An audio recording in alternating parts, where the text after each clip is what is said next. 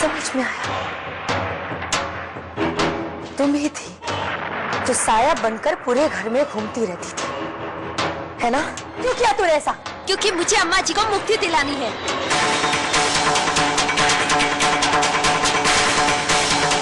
क्या मतलब? बक्से के अंदर अस्थियों का कलश है, लेकिन ये किसी और की नहीं, अम्मा जी की ही है। और उनको मुक्ति दिलाने के लिए मैंने ये सब किया। अम्मा जी को मुक्ति दिलाने के लिए तुझे ये सब करने की क्या जरूरत थी? मैं कुछ समझी नहीं। मैं समझाती हूँ। नहीं दुल्हन, जब मैं 4 साल की थी ना, इस घर में मैं अपनी माँ के साथ आई थी।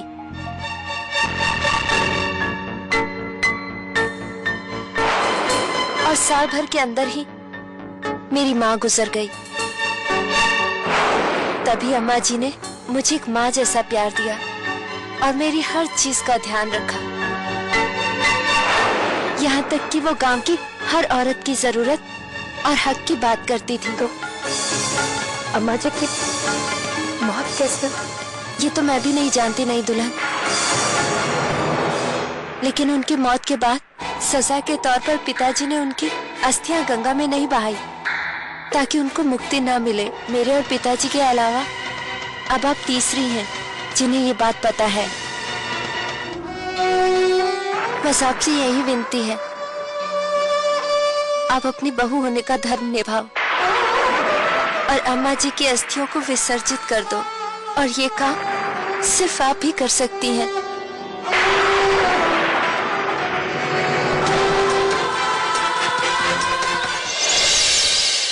मामा, मैं आपसे कुछ कहना चाहता हूँ। हाँ बोलो, क्या बात है? नियति और मैंने फिर से एक साथ रहने का फैसला किया। सच? बच्चों के साथ साथ मुझे भी नियति की बहुत जरूरत है। उसके सच्चे प्यार, उसके सपोर्ट की जरूरत है। ये तो बहुत अच्छी बात है। भगवान तुम दोनों की जोड़ी को सलामत रखे। एक मिनट भाई, आप अंदर नहीं जा सकती। मैं आकाश से मिलने जा रही हूँ, हटो। राहुल विजय हैं, वो आपसे नहीं मिल सकते। तुम्हें पता भी है मैं कौन हूँ? मैं तो जलकोली बात। क्या हो रहा है यहाँ पे ये सब? आकाश, आकाश देखो ना, ये मुझे तुम्हें मिलने से रोक रहे। तुम्हें मुझसे बात करनी है, चलो। You guys carry on. Divorce papers? हाँ, तुम्हारे और गौरी के डिवोर्स पेपर्स।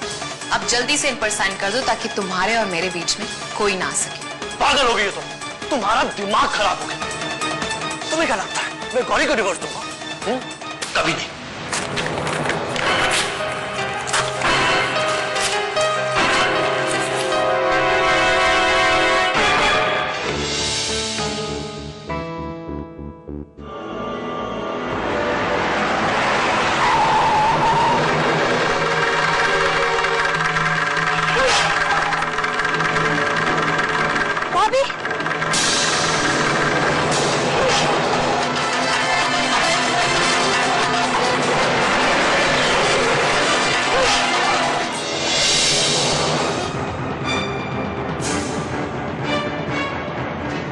लोगों ने भाभी को अगवा कर लिया।